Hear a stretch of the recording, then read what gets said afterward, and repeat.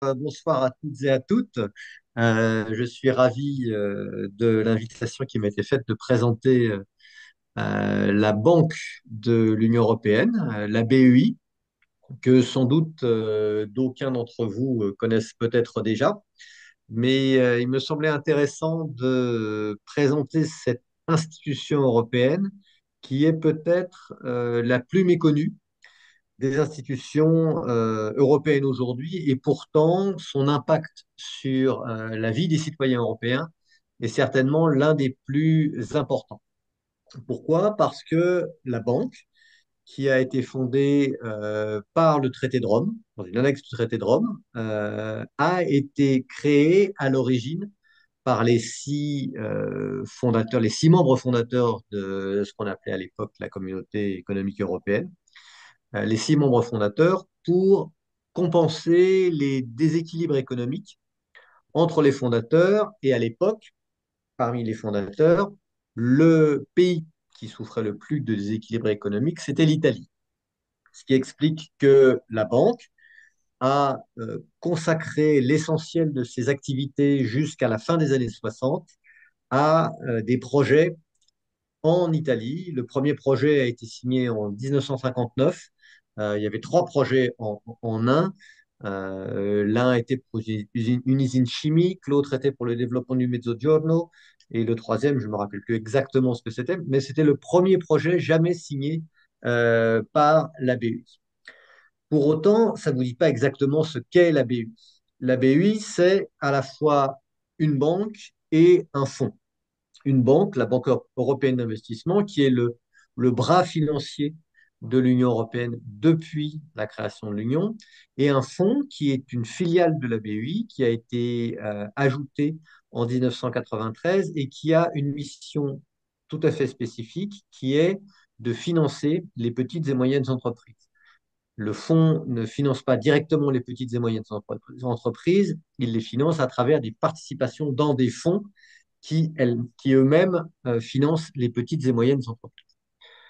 Ça ne vous dit toujours pas ce qu'est la BEI.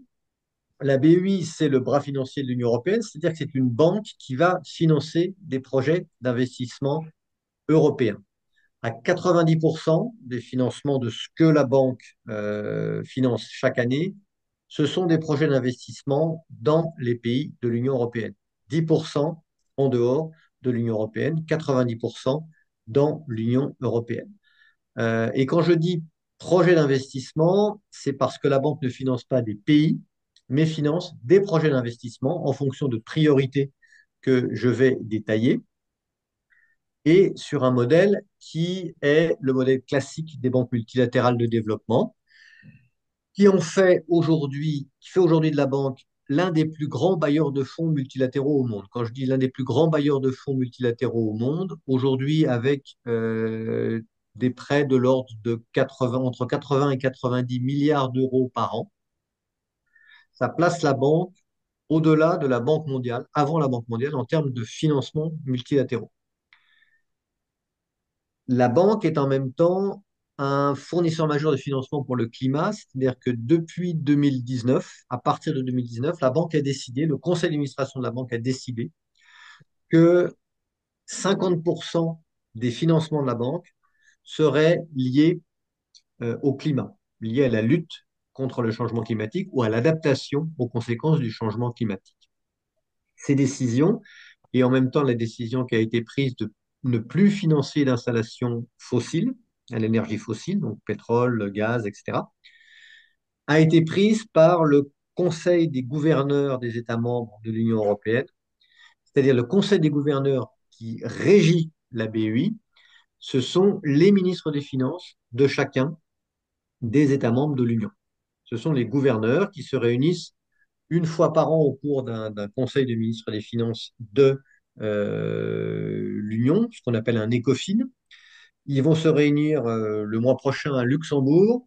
Ils vont vis- viser les comptes de la banque, la stratégie de la banque, la valider et faire part, bien entendu, de leurs questions, remarques sur la façon dont la banque est gérée ou dirigée. Ça, c'est l'étage supérieur de direction de la banque. Ensuite, il y a le conseil d'administration qui lui se compose de représentants des ministres des Finances ou de l'économie de chacun des États membres, de représentants de la Commission, et se réunit tous les mois à Luxembourg. C'est lui, ce conseil d'administration, qui valide les projets de la BEI, les projets de financement de la BEI. Et puis, l'échelon direct de travail de la banque, c'est le comité exécutif. Le comité exécutif, il se compose de la présidente de la BEI. Aujourd'hui, c'est une présidente pour la première fois de son histoire depuis l'année dernière. C'est une Espagnole, Nadia Calviño, qui est une ancienne ministre des Finances, de l'économie et des Finances espagnole jusqu'à sa nomination. Elle était ministre des Finances dans le gouvernement de Pedro Sánchez. Et c'est une ancienne haut fonctionnaire européenne puisqu'elle a été directrice générale du budget quand elle était à la Commission. Donc c'est quelqu'un qui connaît à la fois bien les États membres et les ministres des Finances des États membres, mais qui connaît aussi très bien la Commission. Une double expérience qui est très utile à la tête de la BEI. Donc la présidente Nadia Calviño est un des 9 membres du comité exécutif. Bien entendu, c'est elle qui dirige ce comité exécutif. Et puis ensuite, les trois principaux actionnaires ont chacun un représentant nommé pour 6 ans renouvelable. Les trois principaux actionnaires sont la France, l'Italie et l'Allemagne. Et puis, les 5 autres membres du comité exécutif sont nommés par groupe de pays qui se mettent entre eux pour choisir un représentant. La Pologne a aujourd'hui une représentante, la Suède a une représentante, Chypre a un représentant, la Suède, je l'ai déjà nommé, on a un, les Pays-Bas en ont un et il me manque un représentant qui est un grec. Alors, on a un grec et un chypriote. Chypriote pour la première fois de l'histoire de la banque. Quel est le modèle de fonctionnement de la BUI? C'est un business model assez classique. La banque émet des emprunts sur le marché obligataire tous les ans. Elle se finance sur les marchés internationaux. Elle émet ses emprunts à partir d'un capital qui lui est donné par les États membres. Chaque fois qu'un État devient membre de l'Union européenne, il devient actionnaire de la BEI en fonction de son produit intérieur brut, de sa puissance économique, lorsqu'il rejoint l'Union européenne. Aujourd'hui, le capital de la BEI, c'est 243 milliards d'euros. Ce capital est noté AAA par les agences de notation et c'est ce capital qui nous permet de lancer tous les ans des emprunts internationaux sur les marchés internationaux des capitaux. Et ce sont ces emprunts que nous utilisons pour prêter aux projets d'investissement que nous finançons. Le fait d'être noté AAA nous permet d'avoir des conditions avantageuses de financement sur les marchés internationaux et d'en faire bénéficier nos clients qui peuvent être aussi bien publics que privés. J'ai Depuis une question, 1958, oui, une question sur le capital. J'ai cru comprendre hier que le capital n'était pas intégralement libéré. non. Quelle est la hauteur de libération, s'il vous Alors, plaît? l'essentiel du capital est ce qu'on appelle capital appelable et non pas versé. Et le capital versé est de moins de 20%. Moins de 20%. Ouais, moins de 20%. Ce qui est le ratio classique dans toutes les grandes institutions financières internationales. Très peu du capital est versé, l'essentiel du capital est appelable. Sachant que les institutions financières internationales bénéficient toutes, enfin pour les plus grandes d'entre elles, du statut de créditeur privilégié qui fait qu'en cas de sinistre, ils sont remboursés en priorité. Donc, le, depuis l'origine, depuis 1958, la BEI, c'est 1500 milliards d'euros investis, encore une fois à 90% dans l'Union européenne, 10% en dehors, pour soutenir plus de 14 000 projets. Ces 14 000 projets, c'est quoi? C'est des projets que vous connaissez sans doute tous, parce que vous avez sans doute tous pris le TGV un jour. Toutes les lignes de TGV ont été financées par la BUI, qu'il s'agisse de TGV en France ou de trains à grande vitesse en Espagne ou de trains à grande vitesse en Italie. La BUI a financé tous les projets de lignes à grande vitesse dans l'Union européenne. Si vous avez un jour emprunté le viaduc de Millau, le viaduc de Millau a été financé par la BEI. Si vous avez emprunté le pont d'Øresund entre le Danemark et la Suède, eh ben, ce pont a été financé par la BEI. Si vous avez emprunté le pont en Grèce qui traverse le détroit de Corinthe, il a été financé par la BEI. Tous les grands projets d'infrastructure ont été financés par la BEI. Mais pas seulement, puisque la banque finance aussi l'innovation, finance aussi la technologie. Je pense que tout le monde a en tête le Covid-19 et a en tête un vaccin fait par une société qui s'appelle BioNTech, société allemande qui a bénéficié de prêts de la BEI pour un précédent produit qui était un anticancéreux et pour le produit qui a abouti au vaccin qui a permis de lutter contre la Covid. La banque ne finance jamais plus de 50% du montant d'un projet d'investissement. Ce qui veut dire que les 1500 milliards d'euros investis depuis 1958 ont permis de libérer 4900 milliards d'euros d'investissement au total. Donc l'effet multiplicateur, l'effet catalyseur, si on veut, de la banque est essentiel pour son impact dans l'économie européenne. La banque est à Luxembourg depuis 1968. Lorsqu'elle a été créée, elle était à Bruxelles. Et puis, au moment du traité avec le Benelux sur l'installation des différentes institutions européennes, le Luxembourg a accepté d'accueillir, a même demandé et accepté d'accueillir la BEI. Et elle est à Luxembourg comme d'autres institutions européennes, telles que la Cour de justice, le mécanisme européen de stabilité, la Cour des comptes ou Eurostat. Elle compte aujourd'hui plus de 4200, alors plus de 4200, à mon avis, c'est plus de 4003 ou 4004, 4400 employés, à la fois des banquiers ou des spécialistes de la finance, mais aussi beaucoup d'ingénieurs, parce que les projets que... Oui, oui, Guy, Oui, ben non, je reposerai ma question plus tard. d'accord. Aussi beaucoup d'ingénieurs, parce que enfin, la banque a un important département d'ingénierie, parce que tous les projets d'investissement que nous étudions sont étudiés aussi d'un point de vue technique. C'est-à-dire que nous n'étudions pas seulement la, la, la viabilité financière d'un projet, nous étudions aussi sa viabilité économique. Quel va être son impact économique pour la région, la ville, l'économie concernée, et sa viabilité technique. Donc, à Luxembourg, vous avez des spécialistes de tous les domaines. Dans le transport, vous avez des spécialistes du ferroviaire, du routier, de l'aérien, du fluvial, etc., de la santé, de l'intelligence artificielle, de tout ce que vous voulez. Des économistes, très important, parce que, oui, Oui, oui, Guy. je me suis souvenu de la question que je voulais poser. Est-ce que la banque se fait un devoir de financer jusqu'à hauteur de 50% ou 50% c'est la limite haute et elle s'autorise tous les modes de fonctionnement, c'est-à-dire aussi bien 10 que 15 que 20, 30 ou Non, 40? non, c'est 50%. C'est D'accord. 50%, ouais. Alors, quand j'ai rejoint la banque en 2010, c'était 30%. Depuis, le plafond a été porté, la limite a été portée à 50%.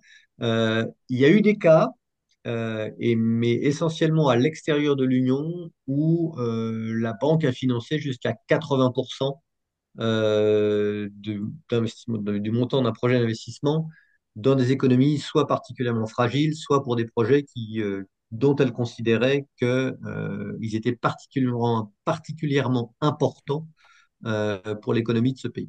Mais c'est assez rare. Donc 50%, c'est vraiment ce que la banque finance aujourd'hui.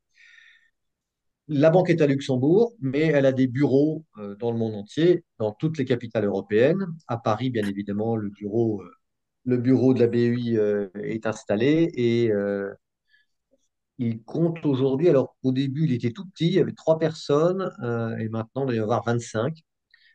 Pourquoi il y avait 3 personnes au début? Parce que la banque considérait qu'il fallait rester à Luxembourg et qu'il valait mieux envoyer des gens en mission que d'avoir un bureau et de le développer sur place. Avec une seule exception qui est Rome, qui est encore aujourd'hui le plus important bureau de la BEI en Europe, pour des raisons historiques, puisque les financements à l'origine étaient essentiellement en Italie et qu'à l'époque, déplacements étaient moins faciles qu'aujourd'hui et donc on avait besoin d'une présence sur place.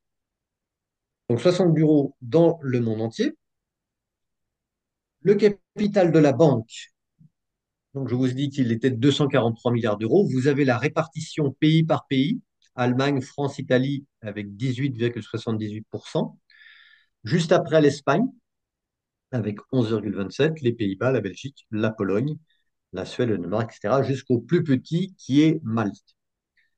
Donc 27 États membres, 27 actionnaires, 243 milliards d'euros aujourd'hui, avec des augmentations de capital. Il y en a eu plusieurs au cours de l'histoire de la banque, à l'occasion des différentes péripéties de l'économie européenne. Le Fonds européen d'investissement, là, les actionnaires sont un peu différents. Ce ne sont pas les États membres directement, c'est la BEI à 59,8%, la Commission à 29,7% et 38 institutions financières publiques et privées qui sont essentiellement des banques des pays de l'Union européenne qui représentent le reste du capital. Ça fait un capital de 7,37 milliards d'euros, qui est assez conséquent aujourd'hui, et qui permet de financer des programmes d'investissement destinés aux PME en fonction des priorités de la Commission. Alors, la Commission a régulièrement des programmes dédiés pour les PME et le FEI en gère l'essentiel, plus des programmes qui sont, eux, lancés par le FEI et le BEI de façon conjointe. Le fonds, aujourd'hui, c'est 700 employés. Il est aussi basé à Luxembourg et il est basé à Luxembourg. Alors, je ne sais pas si certains d'entre vous sont déjà allés à Luxembourg sur le plateau du Kirchberg. La BEI est installée sur le plateau du Kirchberg dans deux bâtiments. Elle est en train de construire un troisième bâtiment parce que avec la croissance des effectifs au cours des 15 dernières années, la banque a été amenée à louer 6 bâtiments supplémentaires sur le plateau du Kirchberg. Et donc, au bout d'un moment, elle a considéré que c'était plus intéressant de construire un bâtiment central, un campus, comme on dit aujourd'hui, qui regrouperait toutes les personnes travaillant pour la banque et pour le fonds actuellement, qui sont dans d'autres bâtiments que nous louons sur le plateau du Kirchberg. La banque finance des projets d'investissement en fonction de priorités. Quand je l'ai rejointe en 2010, il y avait 4 priorités. Aujourd'hui, il y en a 8 pour certaines, sont des priorités nouvelles. Alors, bien évidemment, l'action en faveur du climat et la durabilité environnementale n'est pas vraiment une priorité nouvelle. Depuis 2018-19, c'est la priorité la plus importante de la banque, puisque nous y consacrons plus de 50% de nos financements. La transformation numérique et l'innovation technologique sont des priorités qui sont devenues qu'on a mis plus, on va dire, sur le devant des priorités ces dernières années. Agriculture et bioéconomie, c'est aussi une priorité relativement récente. Infrastructure sociale, non, ça existait depuis quasiment depuis l'origine de la banque, avec la politique de cohésion, ce qu'on appelle la politique de cohésion, qui est aussi une des priorités d'origine de la banque. Les investissements à fort impact dans le monde, ce sont tous les investissements que nous faisons en dehors de l'Union européenne. C'est l'action extérieure de la BEI. Et puis deux innovations qui datent de l'arrivée de Nadia Calviño à la tête de la BEI. La première, c'est la sécurité et la défense. Parce que jusqu'ici, la banque ne pouvait pas investir dans la sécurité et la défense. Ne pouvait pas investir par ses statuts. Il y a dans les statuts de la banque un certain nombre de domaines dans lesquels la banque ne peut pas investir. C'est le jeu, c'est l'alcool, c'est la drogue, ce sont les armes. Et donc, lorsque Et le les nucléaire. actionnaires... Pardon? Et le Et, nucléaire. et le nucléaire, absolument. Le Et le nucléaire nucléaire. au niveau du jeu et de la drogue, c'est Voilà, beau. tout à Faut fait. s'y aller quand même. Et lorsque nos actionnaires nous ont demandé de faire quelque chose en matière de défense, suite à la guerre déclenchée par la Russie contre l'Ukraine, bah, la banque a réfléchi. elle a réfléchi à la fois dans ce qu'elle pouvait faire et surtout à comment le faire sans s'aliéner le soutien des investisseurs institutionnels qui achètent les obligations de la BEI, mais qui sont tenus de ne pas acheter d'obligations d'institutions ou d'entreprises qui financent les armes.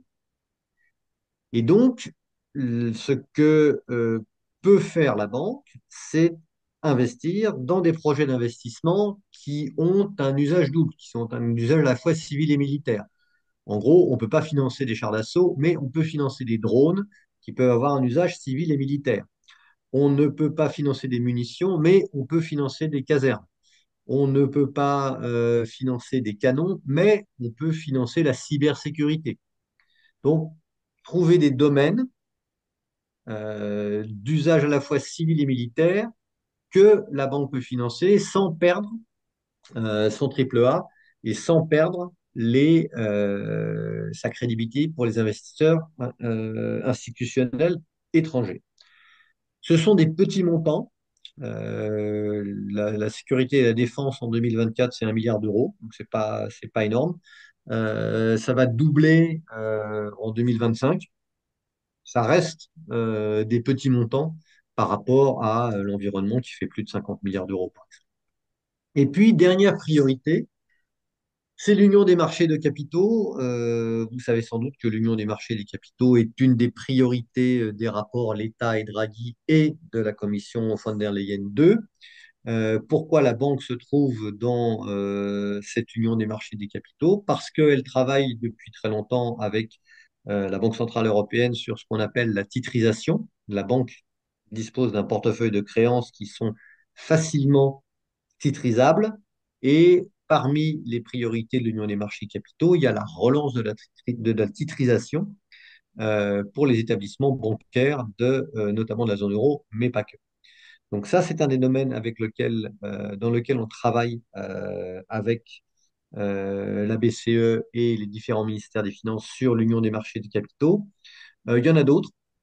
Vous savez aussi sans doute que l'un des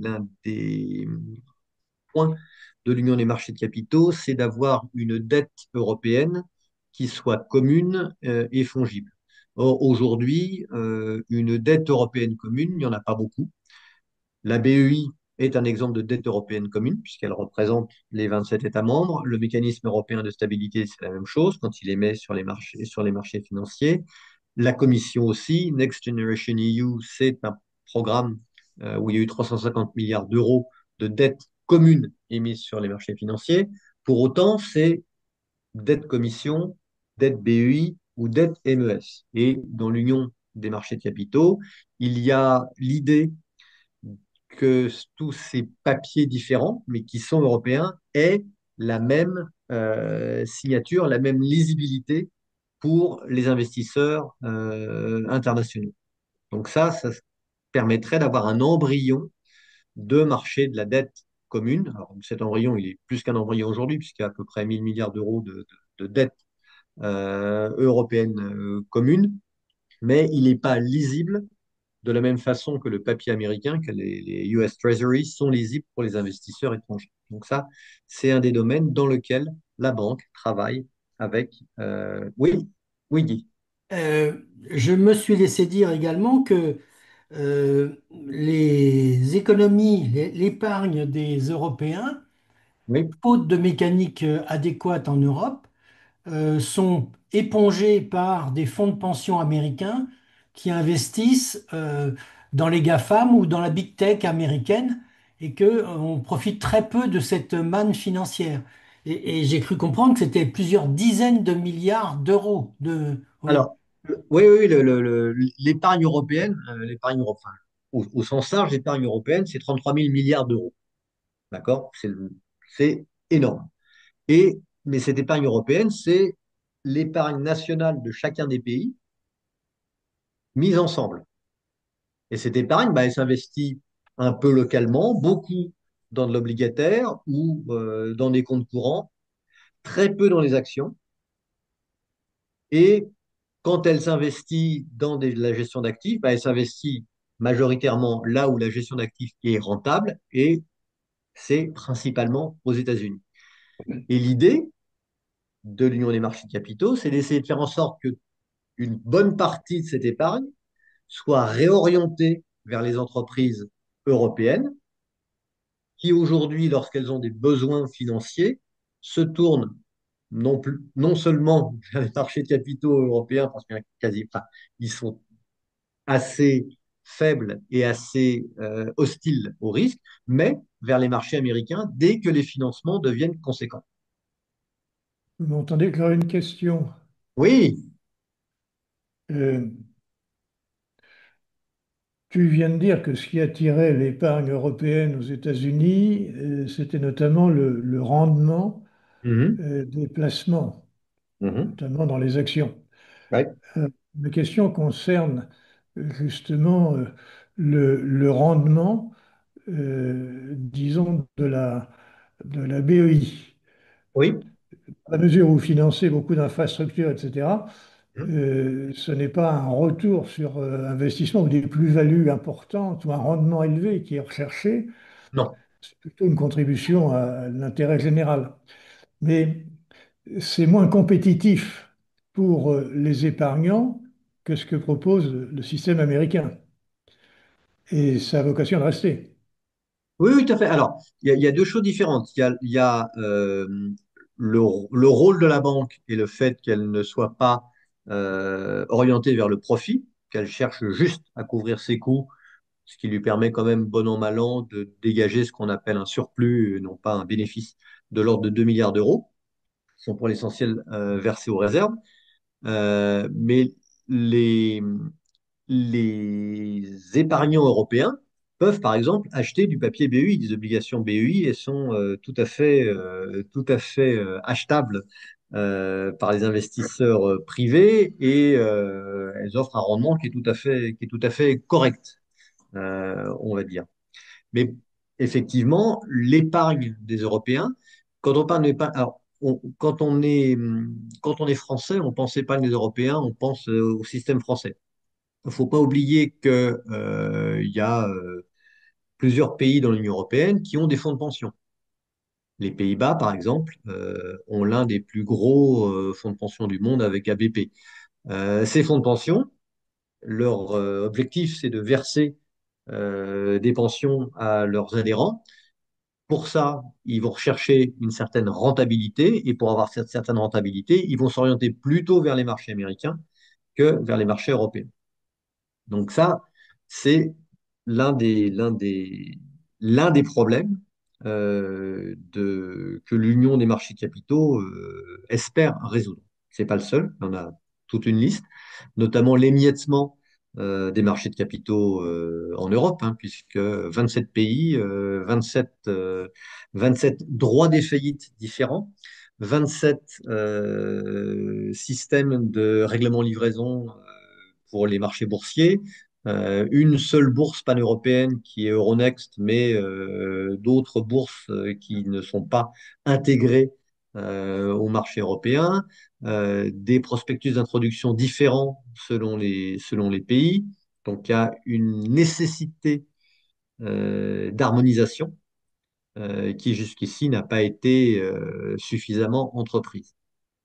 Une nécessité d'harmonisation, ou en matière de gestion d'actifs, par exemple, les Français ont une belle carte à jouer, puisque avec Amundi, ils ont l'un des plus gros gestionnaires d'actifs au monde aujourd'hui. Bon, Est-ce que je peux... oui, pardon, excuse-moi, Jacques. non, vas-y. Oui, j'avais une autre question à poser puisque Ouais. j'ai vu les priorités d'action là. Ça m'a Mhm. interpellé quand même, notamment sur ce qui est l'environnement. Oui. Sur l'environnement, bon, je comprends ça veuille dire investir pour des éoliennes ou pour des parcs photovoltaïques ou pour des barrages hydroélectriques peut-être. Mais si par exemple je proposais un projet qui consiste à ce que mon extraction de charbon soit moins polluante, Oui. ou ma distribution de gaz moins carbonée, etc. Est-ce Oui. que, est-ce que je serais éligible à ce genre de fonds? Oui. Ce sont des projets d'investissement que la banque peut financer. Lorsque la banque a décidé d'arrêter de financer les énergies fossiles, elle l'a fait en sachant qu'une partie des actionnaires, qui dépendaient encore énormément du charbon, la Pologne pour ne pas la nommer, avait encore des projets d'énergie fossile à venir. Donc, la banque arrête de financer les projets d'énergie fossile nouveaux, mais elle peut continuer de financer tout ce qui est amélioration de la production moins polluante des énergies fossiles, sachant que pour certains pays, gaz ou charbon vont rester des énergies de transition pendant encore de nombreuses années. Donc, s'il y a un projet d'amélioration des émissions d'une mine de charbon en Pologne, c'est un projet que la banque peut financer. Oui, parce que j'ai entendu parler, par exemple, on a beaucoup parlé des quelques emplois qui étaient sacrifiés en France par ArcelorMittal, mais il y a aussi un énorme projet qui constitue, enfin, qui consiste à dépolluer les hauts fourneaux, c'est-à-dire à avoir d'autres méthodes Oui, de, oui, de oui, fabrication oui, absolument. qui font Production de appel l'acier, à oui, d'autres oui. énergies. Ouais, il y a un projet à Dunkerque, je crois, que la banque finance, qui est un projet justement de production d'acier utilisant essentiellement de l'électricité. Je ne sais plus le nom du projet, mais c'est un très très gros projet dans lequel nous sommes. Donc oui, c'est typiquement le type de projet dans lequel on va être, qu'on va être appelé, qu'on va être sollicité, parce qu'on n'est jamais tout seul, qu'on va être sollicité pour financer. De la même façon, on finance euh, on a financé par exemple la transformation du parc de Vaporetto de la ville de Venise pour le faire passer du fuel à l'électrique. Ça, c'est des choses qu'on fait. D'accord. Où il y a encore des pays de l'Union européenne qui utilisent encore des machines, des trains avec des machines diesel. Enfin, quand ils recyclent leurs machines pour utiliser des machines moins polluantes, etc., c'est typiquement le type de projet que la BEI va pouvoir financer. Bah, faut espérer que pour électrifier les vaporettos, ils ne soient pas obligés d'utiliser une centrale à charbon. Non, voilà. Non, non, bien. Oui, oui. À Venise, c'est pas le cas. C'est pas une centrale à charbon. Mais oui, oui, bien sûr. Non. Alors, c'est une très bonne question, mais la banque rend compte de l'impact environnemental de ces projets les plus importants. Et donc, sur tous les projets où il y a ce type de questions, avant même de financer le projet, on va regarder. S'il s'agit de financer l'électricité avec une centrale à charbon, on ne va pas y aller. C'est clair. Donc, alors on va pas y aller de nous-mêmes parce qu'on applique les critères de l'Union européenne, etc. Mais on va pas y aller aussi parce que sinon, on se ferait épingler par les ONG avec lesquelles on est en dialogue constant. On a tous les ans, la banque reçoit à Luxembourg tous les ans les principales ONG en matière de climat qui dialoguent avec le conseil d'administration et avec le comité exécutif, etc. Et parfois, c'est assez sportif parce qu'ils n'ont pas forcément la même lecture que nous sur. Mais c'est essentiel pour que on puisse les uns et les autres progresser dans le dialogue et dans la façon d'avancer pour une économie qui soit décarbonée à la fois le plus rapidement et le plus efficacement possible. Bon, Merci, c'est clair. alors, deux questions, ou plutôt une Oui, question oui, d'observation. La première concerne le fond. oui. Euh, le fond.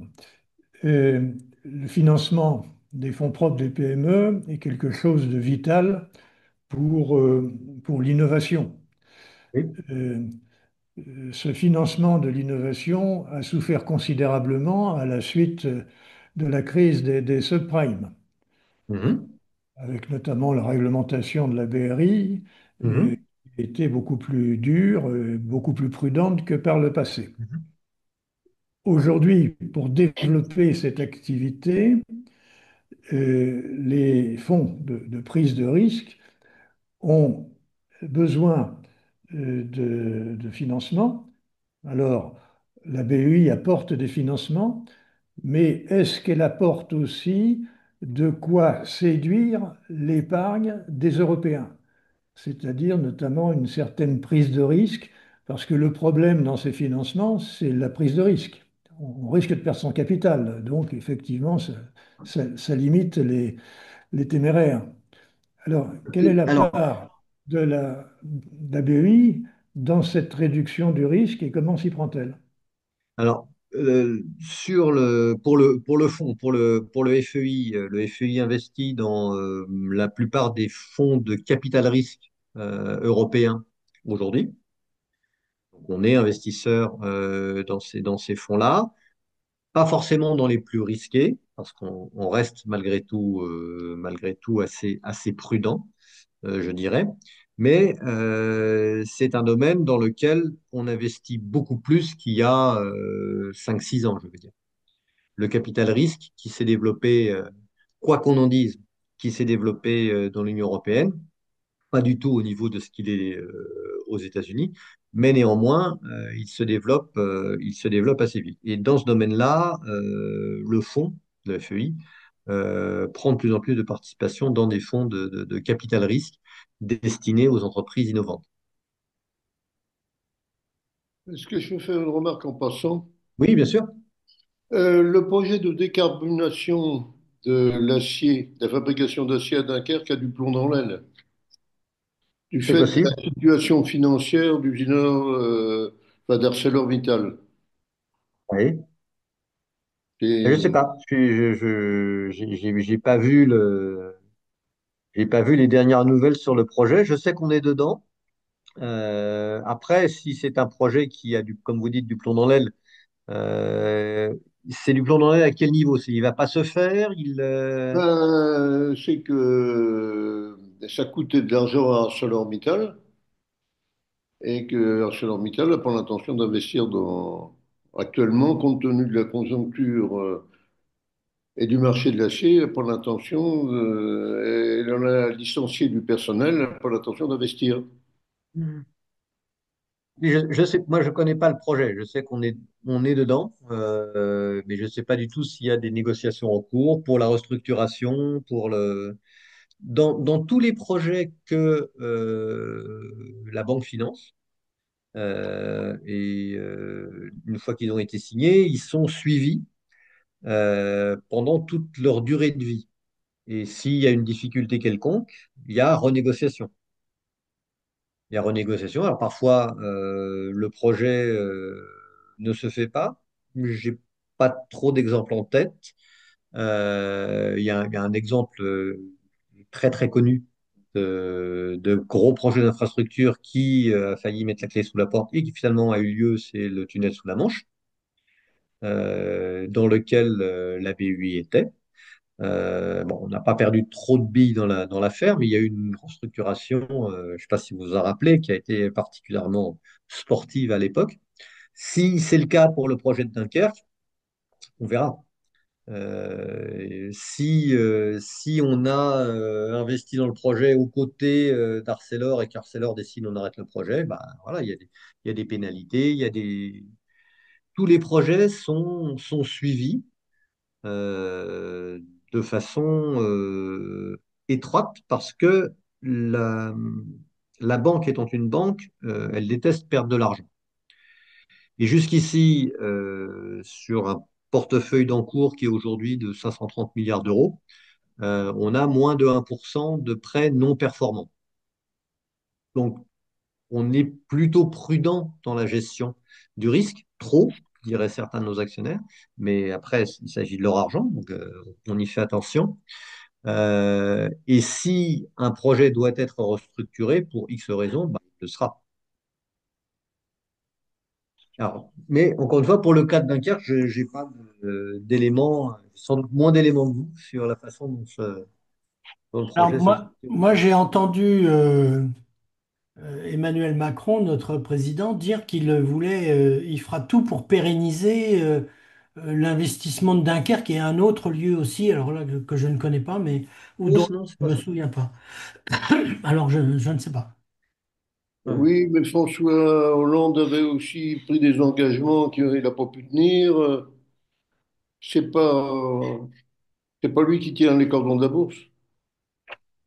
Heureusement. Encore une fois, pour ne parler que du côté BEI, si on a prêté de l'argent, on sera remboursé d'une façon ou d'une autre. Si c'est ArcelorMittal qui nous en doit, bah, ils nous paieront, même si le projet s'arrête. C'est Alors, pas. j'ai un communiqué de presse là sous les yeux d'ArcelorMittal, Ouais, daté du 15 mai 2025, donc c'est pas très ouais, vieux. ouais. ArcelorMittal reste engagé dans la décarbonation de ses sites industriels. Alors, il parle de Dunkerque. Ouais. Le site sur Dunkerque, qui vont investir 1,2 milliard d'euros. Alors, cet investissement avec ceux récemment annoncés 250 millions d'euros et 53 millions à Fos-sur-Mer, Ah, c'est faux. ainsi que la nouvelle unité de production à venir d'ici la fin de l'année sur le site de Mardic, 500 millions d'euros, aboutit à un total de 2 milliards d'euros.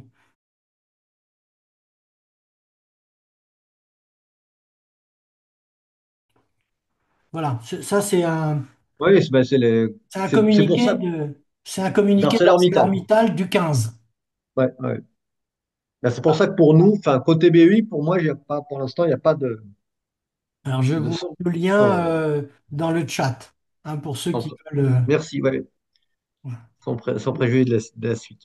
Voilà. Oui, oui. Alors, quand on regarde la BEI, quand on regarde la photo, j'ai l'impression d'une photo sépia.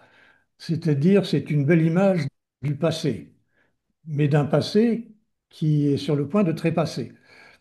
C'est-à-dire que les priorités qui sont là sont les priorités d'Ursula 1. Or, nous sommes dans Ursula 2. Et Ursula 2, c'est après Trump 2. Il y a quand même un bouleversement économique mondial qui est en cours, qui va nécessiter pour l'Europe de s'adapter si elle ne veut pas disparaître. Et notamment, il y a un intervenant prochain qui va parler du rapport Draghi. Autrement dit, les nouvelles priorités de la BEI sont plutôt à rechercher dans le rapport Draghi. Euh, euh, Ce serait par exemple la sécurité et la défense, et beaucoup moins sur le passé, le climat et l'agriculture bio, qui a réussi à mettre beaucoup d'agriculteurs de plusieurs pays sur leur tracteur à Bruxelles. Autrement dit, là, ça reflète les priorités du passé et pas du tout celles qui sont devant nous. Non. Alors, la question est la suivante. Et comment ça se passe? Parce qu'on voit bien que la BEI est le bras séculier de l'Union européenne. Euh, les pays devraient faire évoluer la Commission, qui a le monopole quand même de l'initiative, hein, des propositions. Et en même temps, euh, les pays devraient aussi, au niveau des gouverneurs, modifier les priorités. Alors, maintenant qu'on a dit ce qui devrait se faire, qu'est-ce qui est en cours et comment ça se passe habituellement? Parce que ça, c'est dans les coulisses, on ne sait pas trop. Alors, ça se passe. L'image est belle, l'image de la photo sépia est belle, mais je pense qu'elle est fausse. Pourquoi? Parce que ces priorités, elles ont été arrêtées pendant la campagne pour la BUI. Euh, de- pour mémoire, il y avait deux candidates principales à la BUI, c'était deux femmes. La première, vous la connaissez sans doute, c'est Margaret Verstager, qui était la commissaire danoise à la compétitivité. On Et l'a la deuxième, échappé c'était belle alors. Ouais, on l'a échappé belle, absolument. Et la deuxième, c'était Calvino, qui était connu en tant que ministre de l'économie et des finances en Espagne. Euh, et c'est elle qui l'a emporté dans la course à la BUI. Et elle l'a emporté en grande partie parce que les priorités qui sont ici ont été acté, approuvé par l'ensemble des ministres des Finances de l'Union. À savoir que dans ces priorités, qu'il s'agisse de transformation numérique, d'innovation technologique, c'est une des priorités du rapport Draghi, qu'il s'agisse de l'environnement, c'est dans les priorités du rapport Draghi, qu'il s'agisse de sécurité et de défense, c'est dans les priorités du rapport Draghi, qu'il s'agisse de cohésion moderne, c'est dans les priorités du rapport Draghi, qu'il s'agisse d'agriculture et de bioéconomie, c'est dans les priorités du rapport Draghi, qu'il s'agisse d'union des marchés des capitaux, c'est dans les priorités des rapports Draghi. Donc, les priorités de la banque sont parfaitement en phase avec ce que demande Enrico Letta d'une part, Ninisto d'autre part, et Draghi en troisième lieu. Donc, j'ai assez confiance sur le fait que les financements de la banque vont dans la bonne direction lorsqu'il s'agit d'innovation, lorsqu'il s'agit de sécurité de défense ou lorsqu'il s'agit d'agriculture et de bioéconomie. La bioéconomie, c'est pas exactement la bioagriculture. Mais, mais voilà. Donc, je suis assez, euh, je suis assez serein par rapport à cette critique-là. C'est pas là que, enfin, c'est pas à la BEI que Mario Draghi pensait lorsqu'il était très critique de la façon dont l'Europe fonctionnait aujourd'hui. C'est davantage dans la façon dont les États membres ne coopèrent pas, ou restent chacun sur leur précaré, ou s'abstiennent de faire les réformes nécessaires. C'est davantage sur le fait que l'intégration du marché unique n'a pas encore été réalisée puisque la finance, les télécommunications et l'énergie sont jusqu'à ce jour toujours exclus du marché unique. Et c'est l'une des préconisations du rapport de l'État que de les y intégrer. Donc, je dirais que la BUI est plutôt le bon élève sur lequel les institutions européennes peuvent s'appuyer pour bénéficier de financements rapides, puissants et innovants. Lorsque j'ai rejoint la banque en 2010, on ne considérait pas de projet d'investissement à moins de 100 millions d'euros. Aujourd'hui, le montant minimum, c'est 7,5 millions d'euros. Donc, on a considérablement abaissé le seuil de nos interventions. Et pourquoi? Parce que on veut toucher davantage d'entreprises qui ont des projets innovants. Et les projets innovants sont plus dans les PME ou dans les éthiques que dans les grandes entreprises. Donc, on a fait ça. Quand j'ai rejoint la banque en 2010, on ne prenait pas de participation au capital. On en fait maintenant. On était beaucoup plus frileux sur le risque. On en fait beaucoup plus aujourd'hui. Alors, c'est pas la majorité du portefeuille, mais on en fait beaucoup plus qu'on en faisait avant. Et on le fait parce que on a appris à le faire et parce que nos actionnaires ont été d'accord pour que nous prenions ces risques nouveaux. On leur a présenté la feuille de route lorsqu'on fait des investissements, lorsqu'on finance des projets d'investissement. À chaque fois, ils sont présentés et au conseil d'administration, c'est lui qui les valide. S'il considère qu'on prend trop de risques ou s'il considère qu'on n'en prend pas assez ou s'il considère que les projets qu'on lui présente ne conviennent pas, bah, il nous dit non, vous n'y allez pas, vous ne les faites pas. Jusqu'ici, on est plutôt en phase avec les nouvelles orientations de ce qu'on peut appeler von der Leyen 2. Et dans la présentation qu'a faite Stéphane Séjourné il y a 2 jours à Bruxelles de sa feuille de route, qui est une feuille de route qui a beaucoup à voir avec les rapports Draghi et l'État, c'est la feuille de route de von der Leyen 2. Donc l'adaptation de la Commission au monde tel qu'il est, tel qu'il devient, me semble plutôt en train de se faire. J'ai une question complémentaire. Oui. Moi, je ne suis pas banquier, bien entendu, donc il y a des choses qui me passent un petit peu au-dessus de la tête, notamment la titrisation, mais c'est pas ça l'objet de ma question. J'ai entendu dire donc, que les rapports Letta ou Draghi, dont on ne Hmm. parlera pas aujourd'hui, Aujourd'hui, évoquaient des besoins de financement à hauteur de 700 ou 800 milliards 800, d'euros 800 milliards annuels, par an. Oui, voilà, par rapport an. Draghi, 800 Mais milliards par an annuel. compte tenu que la BEI est plutôt du côté des 250 milliards, est-ce qu'il n'y a pas besoin de recapitaliser cette banque pour qu'elle puisse faire face à ces défis-là? Alors, c'est toujours compliqué quand on cite des chiffres et Mario Draghi n'a pas échappé à cette tentation. Effectivement, dans la préface de son rapport, il dit que les besoins de financement pour l'Union européenne, si elle veut à la fois réaliser sa révolution numérique et sa révolution climatique, sont de 800 milliards d'euros par an. Ces 800 milliards d'euros par an, c'est pas la BEI qui va les fournir. La BEI va jouer son rôle. Alors, elle peut augmenter ses financements. On a fait 90 milliards, un peu moins de 90 milliards d'euros de financement l'année dernière. On va en faire 95 en 2025.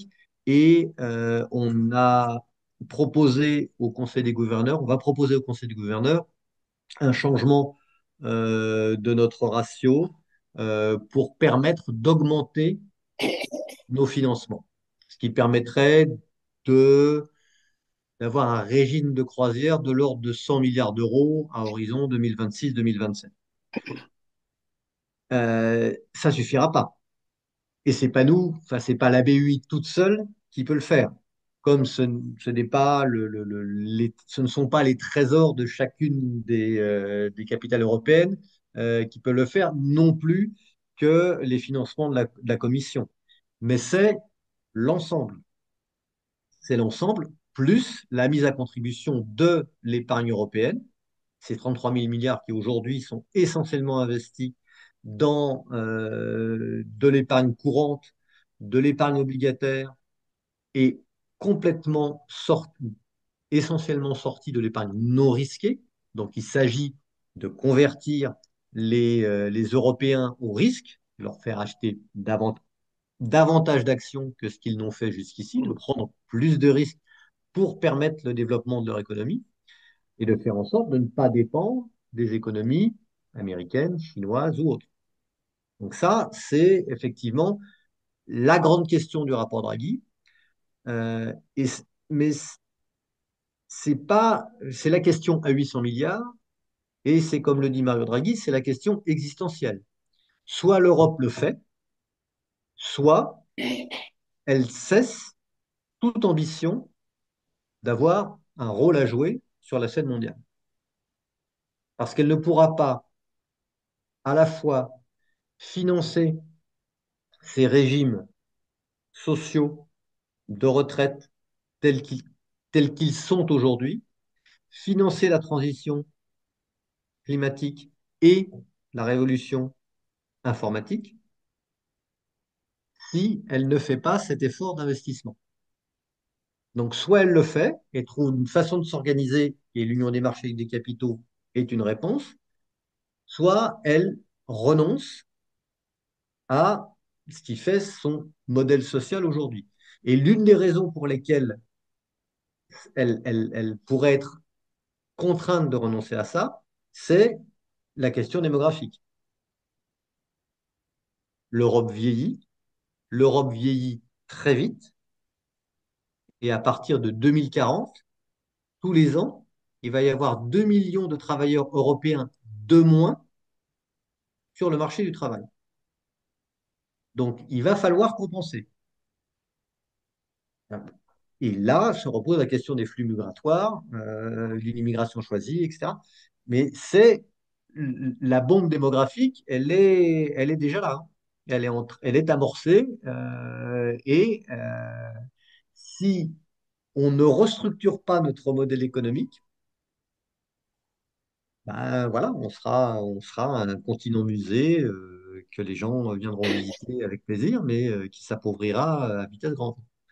Donc ça, ce sont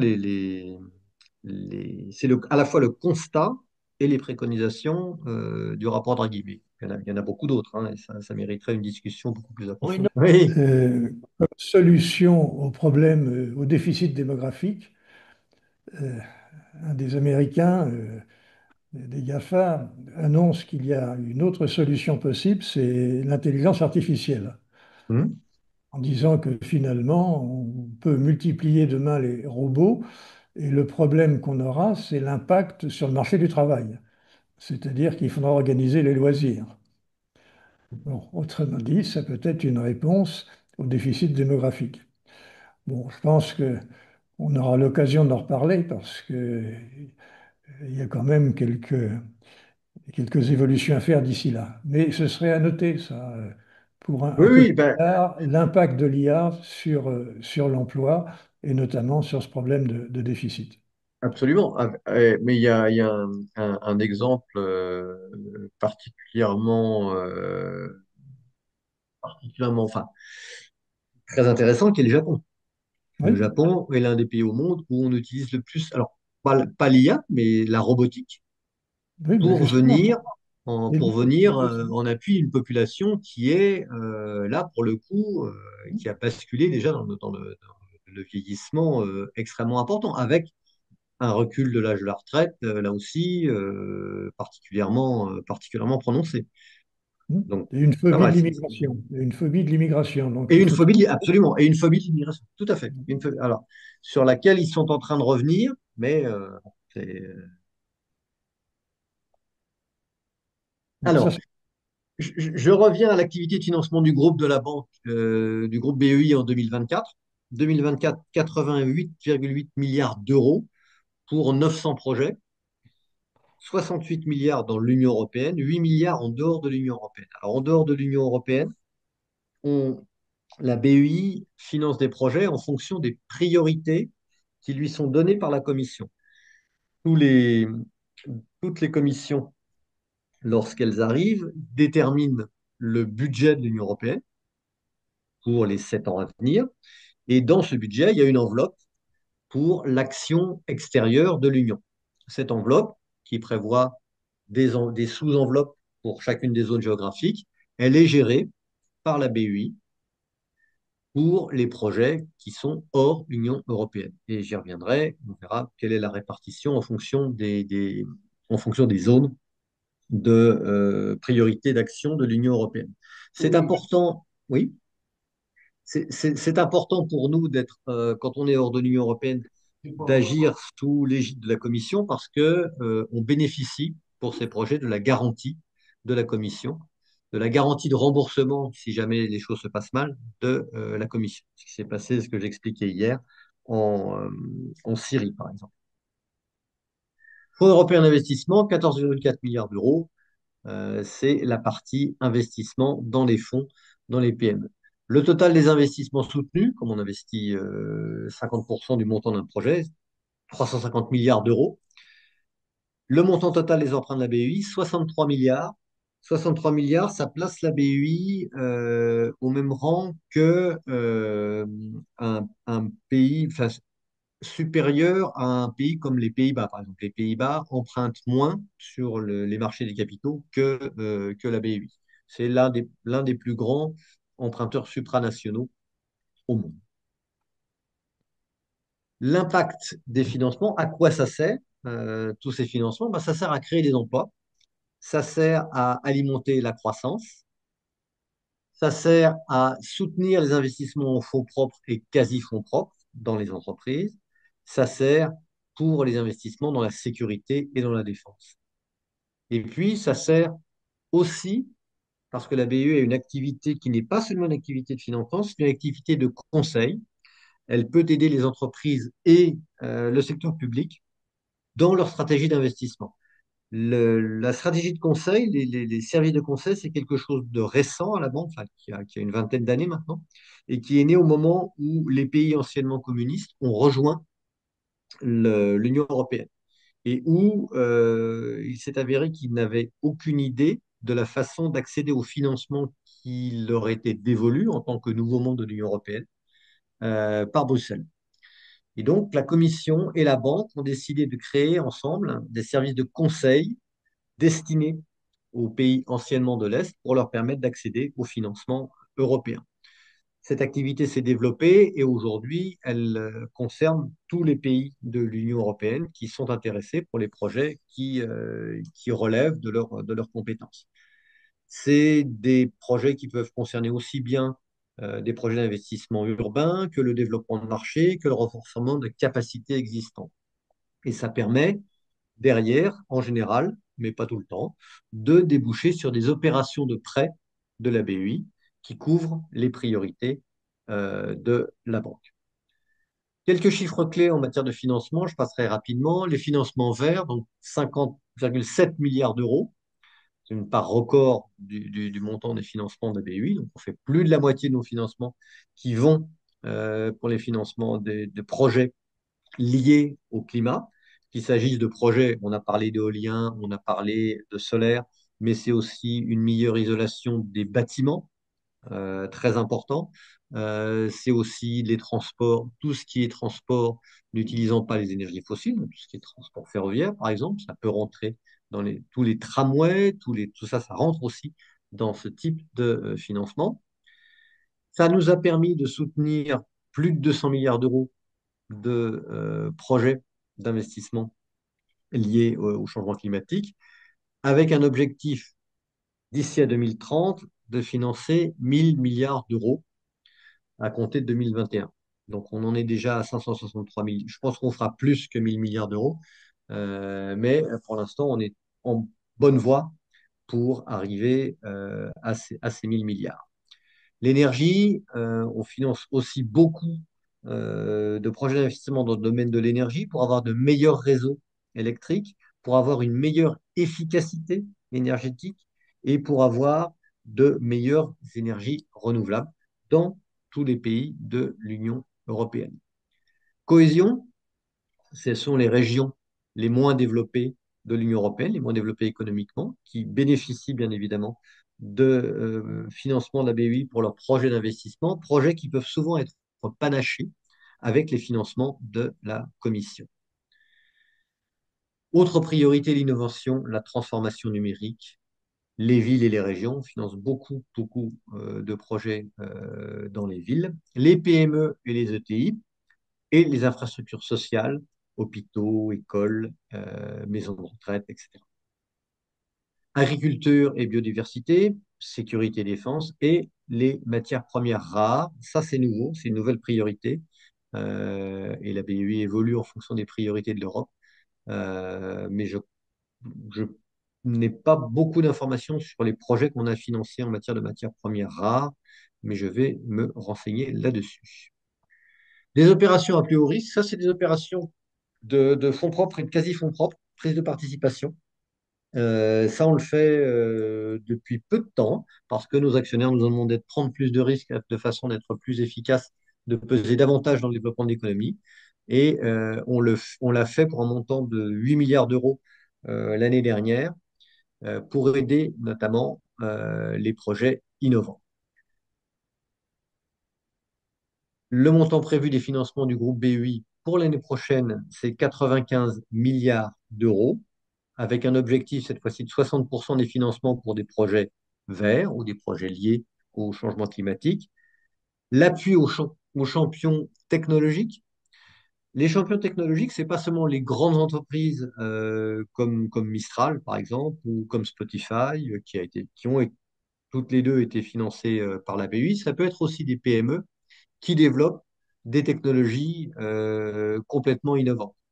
En France, la BEI a financé un projet d'investissement dans une entreprise qui travaille sur les exosquelettes pour aider les gens qui sont handicapés à pouvoir se mouvoir comme s'ils étaient valides. Ça, c'est des projets entièrement innovants que la banque finance.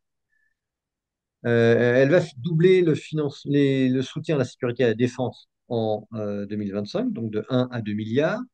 Les investissements dans les matières premières critiques, agriculture et la bioéconomie, efficacité énergétique, notamment des PME, aider les PME à être plus efficaces énergétiquement, faire porter une attention particulière au secteur de l'eau et notamment la résistance aux phénomènes liés au changement climatique, résilience aux inondations et à la sécheresse. On a vu l'année dernière que beaucoup de pays de l'Union avaient été frappés soit par les inondations, l'Espagne par exemple, soit par la sécheresse. On a lancé cette année une plateforme pan-européenne d'investissement pour des logements abordables et durables. Ça, c'est important, le financement de logements, parce que le logement est une des questions prioritaires, mais il y a tellement de priorités aujourd'hui en Europe. Et puis le renforcement des alliances et les partenariats mondiaux, avec là une priorité qui est l'Ukraine, qui apparaît dans ce tableau des financements de la BEI hors de l'Union européenne, l'Afrique subsaharienne, les deux voisinages, voisinage oriental et voisinage méridional. Voisinage méridional, c'est le Maghreb et le Machrek. Les Balkans occidentaux et la Turquie étant toujours considérée comme un pays candidat à l'Union européenne. L'Asie, les autres régions, c'est assez vaste, c'est un peu fourre-tout. L'Amérique latine et les Caraïbes, et puis l'Ukraine, qui a bénéficié de 266 millions d'euros l'année dernière et qui, depuis le début de la guerre, a bénéficié de 2,2 milliards d'euros de soutien pour notamment ses infrastructures, hôpitaux à reconstruire, écoles à reconstruire, infrastructures routières, ponts, etc. À propos de l'Ukraine, est-ce Oui. que la BEI a une attention particulière euh, concernant l'élargissement de l'Union européenne? Autrement dit, on généralise un peu le cas de l'Ukraine. Il y a d'autres pays qui ont entamé des négociations depuis longtemps. Mhm. Et d'autre part, on Comme préconise, et la la Turquie. France a préconisé, qu'on change la méthode de négociation, qu'il y ait des accords progressifs, avec éventuellement une réversibilité possible. Mais cette négociation progressive doit solliciter beaucoup de conseils et mobiliser des capitaux pour financer l'intégration dans une économie quand même très, très développée. Alors, comment est-ce que c'est abordé par la BEI cette question? Autrement dit, c'est un peu une généralisation du cas de l'Ukraine. Alors, euh, les, les financements que nous octroyons aux pays candidats, c'est fonction du statut du pays par rapport à l'Union européenne. Donc aujourd'hui, il y a un statut de pays candidat que certains pays ont. Ils ont posé leur candidature pour entrer dans l'Union européenne. Et cette candidature a été acceptée. Et donc, ils peuvent bénéficier des financements de la BU. Ils sont dans une enveloppe qui correspond à l'enveloppe des pays candidats, qui est répartie selon les différentes zones géographiques. Et ils peuvent bénéficier de financements de la BUI pour leurs projets d'investissement. Ce à quoi la banque peut ajouter des projets sur ses réserves si elle considère qu'il y a des projets intéressants qu'elle veut financer. La BUI n'a pas de décision en matière politique sur l'élargissement ou sur quoi que ce soit. On est systématiquement dépendant des décisions prises par la Commission et par les États membres. Si demain la Commission dit il y a un nouveau statut qui est celui de pays candidat plus, par exemple, et ce statut est un pays, à deux pays candidats plus prévoit une réversibilité du statut, eh ben, on enregistrera qu'il y a un nouveau statut et on pourra prêter à ce pays en fonction de ce nouveau statut. Ce qu'on discutera avec la Commission et avec les États membres, avec notre conseil d'administration, c'est quelle enveloppe de prêt on peut utiliser pour des projets d'investissement dans ce pays candidat plus. Est-ce que c'est l'enveloppe externe de la Commission? Est-ce que c'est une nouvelle enveloppe que la Commission va nous confier? On en discutera. Pour l'instant, on n'en sait pas plus. On se contente d'appliquer les statuts existants et en fonction de ces statuts, on peut prêter aux projets d'investissement. Un contre-exemple, c'est le Royaume-Uni. Le Royaume-Uni est sorti de l'Union européenne depuis 2020. Il n'a toujours pas défini quel était son statut par rapport avec l'Union européenne, par rapport à l'Union européenne. On ne peut pas aujourd'hui, la BEI aujourd'hui ne peut pas financer des projets d'investissement dans le Royaume-Uni tant qu'il n'aura pas lui-même défini quelle est sa situation vis-à-vis de l'Union européenne. Est-ce que c'est un pays candidat? Est-ce que c'est pas un pays candidat mais qui pourrait être candidat? Tant qu'il ne l'a pas défini ça, on ne peut pas prêter au Royaume-Uni qui pourtant en aurait bien besoin pour ses projets d'investissement puisque le Royaume-Uni n'a pas de banque d'investissement publique comme la BPI en France ou comme la Caisse des dépôts ou comme la KfW en Allemagne ou la CASA en Italie. Donc ça, la question du statut, c'est une question très intéressante, mais c'est une question politique que la banque ne peut pas traiter, n'est pas autorisée statutairement à traiter. Je D'accord. voulais revenir sur, Oui, si tu le permets, sur oui, bien sûr. un sujet qui a été abordé sur un slide précédent, qui Mhm. concernait l'eau, la Oui, gestion de l'eau. oui, oui. Euh, Parce que j'ai entendu un agriculteur français Oui. à la radio cet après-midi qui disait, voilà, moi je suis dans un endroit où il y a eu des inondations, Mhm. mais on va avoir un problème de sécheresse. Oui, Il dit, oui. voilà, les besoins de l'agriculture en France sont de 7 milliards de mètres cubes d'eau. Mhm. Et pour faire face aux inondations en France, on évacue de façon forcée 400 milliards de mètres cubes d'eau directement vers la mer.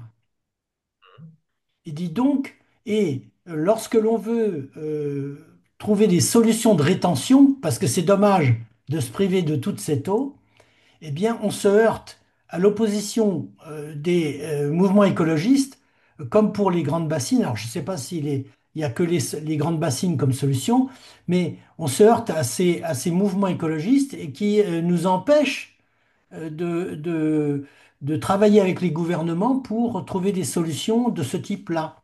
Et de plus en plus, on va être confronté à ça avec le dérèglement climatique où on aura successivement des périodes de sécheresse et Mhm. d'inondation et non pas un étalement sur la période des alternances de pluie et de beau temps. Oui, oui, oui. Bah, la question de l'eau, de toute façon, qu'il s'agisse de l'eau pour l'utilisation pour l'agriculture, mais de l'eau pour les particuliers, etc., va être une question cruciale dans les années à venir. Et la question de comment on gère cette ressource, comment on l'utilise, comment on trouve des solutions innovantes pour que tout le monde puisse en bénéficier en fonction de ses besoins, elle est cruciale. À la banque, les projets que nous soutenons, que nous finançons, il y a beaucoup de projets qui sont une meilleure gestion des réseaux, parce que dans beaucoup de pays, alors la France est plutôt bien placée en matière de gestion des réseaux d'alimentation en eau, mais ce n'est pas le cas de beaucoup de pays de l'Union européenne, où il y a beaucoup de fuites, beaucoup de déperditions, etc. Une autre question, alors je ne crois pas on est encore en France, on n'a pas de projet, mais il y a le recyclage des eaux usées pour l'agriculture, par exemple. L'Espagne utilise beaucoup le recyclage des eaux usées pour l'agriculture, la France très très peu. Donc là aussi, c'est le type de projet que la banque pourrait financer. Mais effectivement, la question de la ressource en eau, elle va être compliquée à gérer parce qu'on va avoir des périodes, comme tu le disais, d'alternance, de sécheresse, d'inondation ou d'épisodes de catastrophes naturelles qui vont devenir de plus en plus fréquents. Très bien, merci. Alors, quelques chiffres, hein, sur les bénéficiaires de collecte des déchets, les meilleurs services de santé. Tout ça, en fait, c'est pour illustrer que les projets que la banque finance ont un impact sur le citoyen européen et qu'ils sont une réalité concrète de la réalité européenne pour le citoyen. Quand on dit à quoi ça sert l'Europe, bah, l'Europe, ça sert en partie à ça. Que le tramway, là, que vous prenez tous les jours, bah, il a été financé à 50% par une institution européenne et ça ne vous a pas coûté un sou à vous, contribuables. Et ça, c'est un message assez fort au moment où les citoyens disent, mais l'Europe, ça sert à quoi? Pouvoir leur dire que bah, le campus, il a été financé par un prêt de l'Union européenne et ça vous a pas coûté un sou. Et ça n'a pas coûté un sou aux contribuables. Ça, c'est un message important à pouvoir convier auprès des gens qui doutent de la réalité, de l'utilité de l'Union européenne. Les financements du groupe BEI par pays, là, on a mis les financements, le montant des financements par pays de l'Union européenne, par les 20 pour les 27. Vous voyez bien entendu que dans ce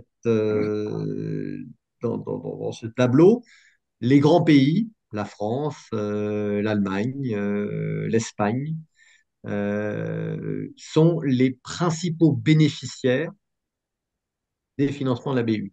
12 milliards, 9 milliards, etc.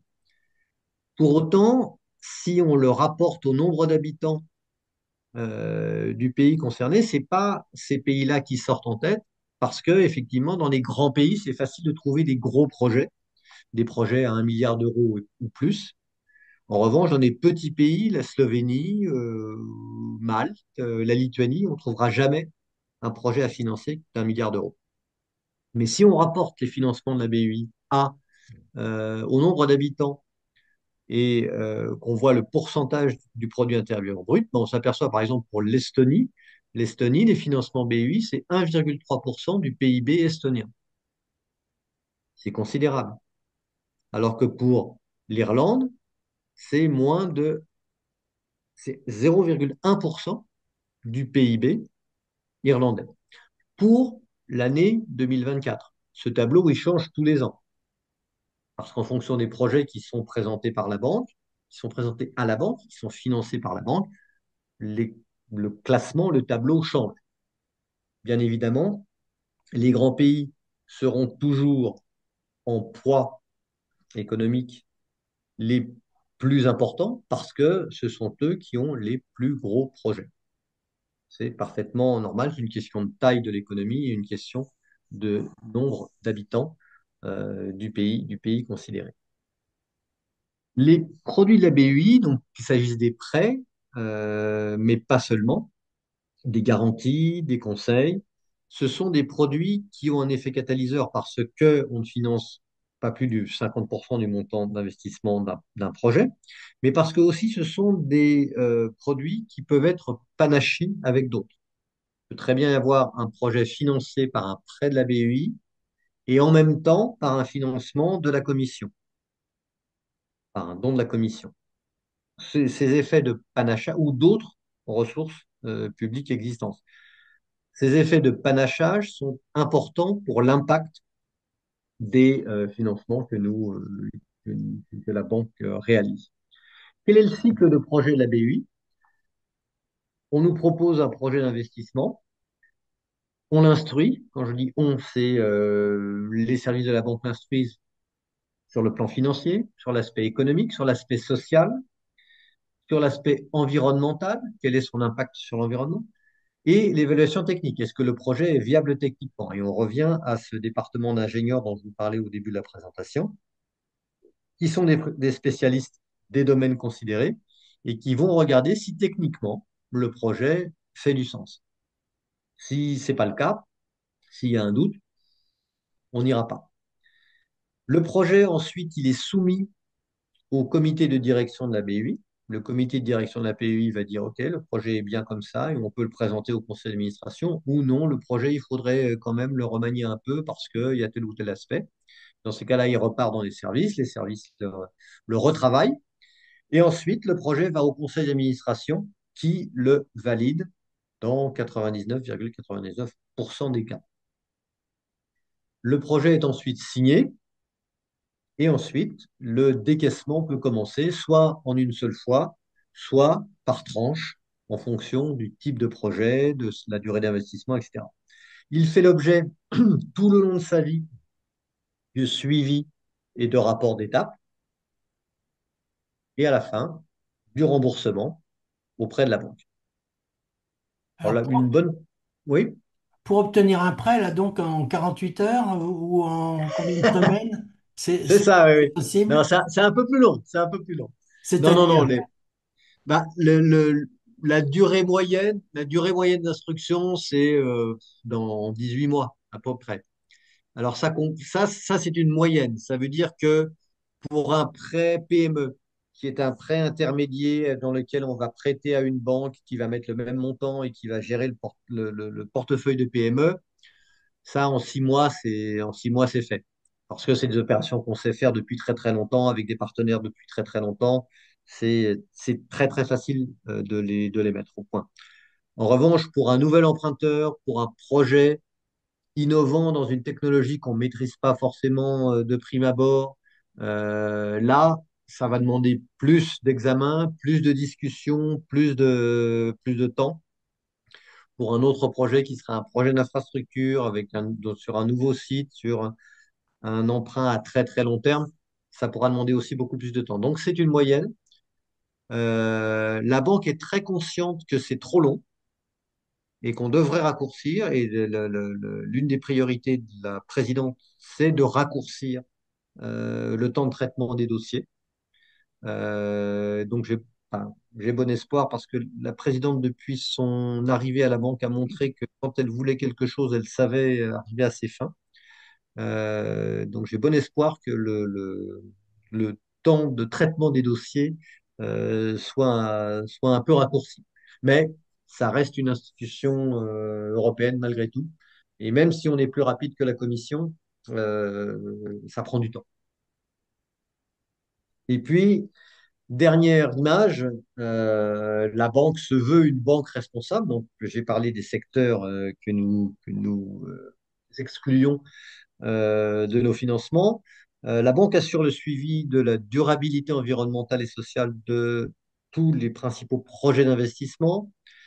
Elle rend compte des émissions de gaz à effet de serre sur les projets les plus importants, les plus gros. Elle suit son empreinte environnementale et elle prête attention aussi euh, à ce que, au risque de corruption, au risque politique des emprunteurs qui viennent discuter avec nous.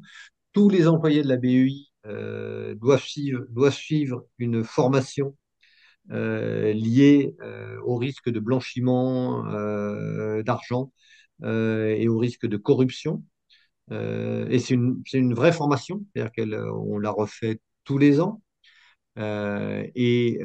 Si la formation n'est pas effectuée ou n'est pas réussie, bah, il faut la refaire parce elle est une condition nécessaire mais non suffisante pour rester un employé de la BEI.